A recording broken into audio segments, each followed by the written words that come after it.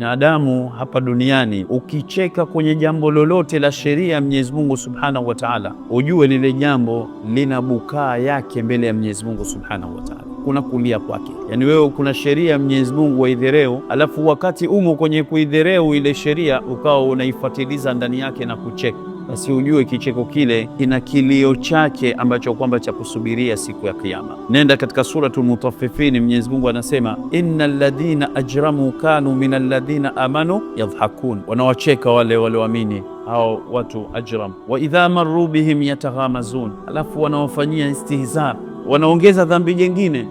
Wa idha nqalabu ila ahlihim, wakienda kwa watu wao pia wanahadithia wale, nimemkuta jamaa leo yu hoi, kataka mwenyewe, lakini kwanza kamdhereu, kamcheta, kenda kuhadithia, kafanya mambo matatu. Tumesema kicheko chochote unachomcheka mwenzio hapa duniani, basi kile kicheko kitakuwa na mukaa yake, kilio chake.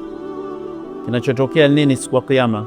Falyauma alladhina amanu min alkufari yadhhakun, wale walioamini sasa itakuwa zamu yao kwenda kuwacheka wale waliokufuru. Si walichekwa duniani? Falyauma alladhina amanu min alkufari yadhhakun, tena watawacheka wakiwa kwenye vipi? Ala al-araiki yanzurun,